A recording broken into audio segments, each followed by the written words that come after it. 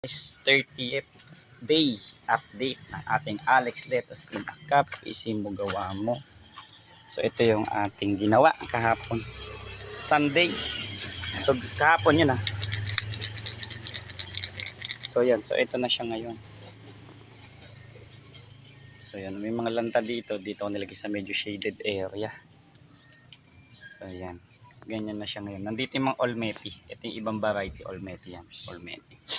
And then nandito yung ibang junction. Ayan. Out of 100 na buto ng Olmeti, parang ito lang. Isa't kalahating box lang yung nagamit. Ibig sabihin na halos marami ang hindi tumubo. Okay. Hindi ako nakapagtanim kahapon gawa ng dami ginagawa. So ayan. So 30th day ng Olmeti. Maliit. Sa 30th dati ng Olmeti hindi dapat dito. Ito naman 30th ng junction. Malalaki. Pero nagkaka-tip burn siya. Tip burn. Kaya ginanyan natin siya. So yan. So may mga maliliit dahil alam nyo na namatay sa init, nalanta sa init. So pinalitan na natin. Okay. So yan yung rason bakit ganyan.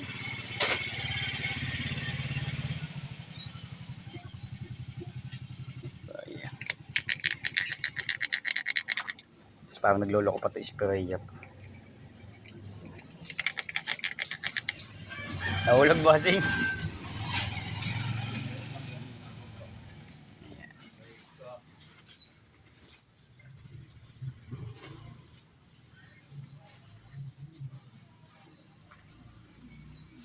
Sa 30th. So yung kabila, yun naman yung mga nalanta dito, nilipat ko doon. Grabe.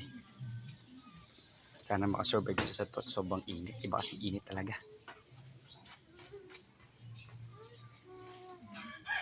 Okay. So yun, salamat sa mga naging client ko kahapon sa Pagsinag Place is Naik. Dahil hindi na yung mga pictures naman ako hindi ko na in-upload. And Rancho Verde. Yan. And Villa Adelaida.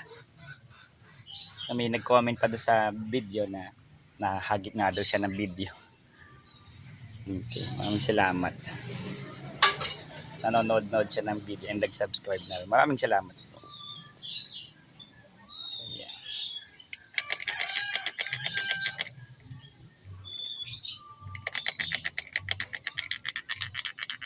May sira na yata itong ano.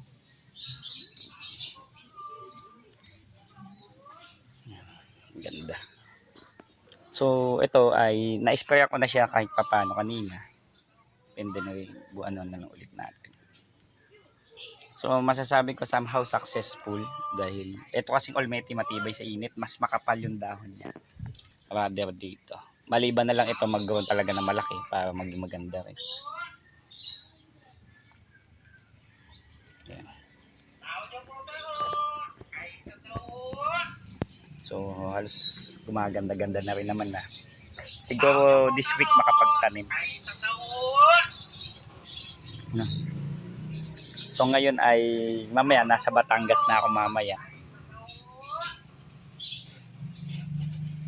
Batangas area na kami. Doon na kami gagawin.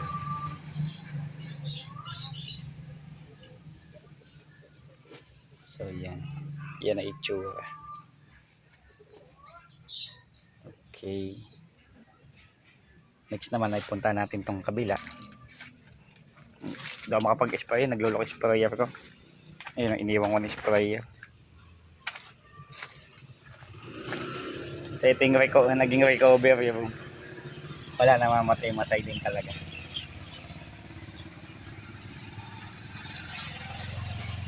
Namamatay din talaga. Kaya naman na tayong magagawa dyan. It's that. Yan na yung sukdulan ng kanilang buhay. Ito din, no? Yung mga namatay, yung mga nakaraan. Galing yan din sa kabila ito, mga kaya. Yung mga lanta na yan, yun yan sa kabila. Yung mga hindi kinakaya yung sobrang init. So dito natin sila nire-recover. Malay ba natin na buhay pa sila. Sana mabuhay pa. No? Ayun, nung imbis na tanim, naging recovery room to. Okay, so ganyan. Ito banso to, malabo to, mabuhay.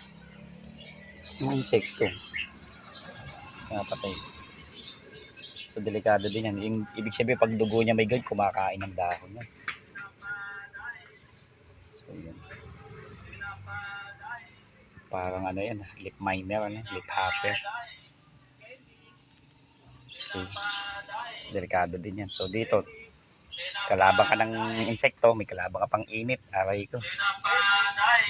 Ang dami nating kalaban. Wala na. So kailangan ko na magtanim talaga. So hindi lang makaporma, pero hindi magtatanim tayo. Okay, balik tayo doon. So pinakita ko lang sa inyo kung ano na naging sitwasyon ng ating litusan. Okay. Ganyan. Hindi pa naman siya lagta. Lilita. Ayan. Dahil sa'yo.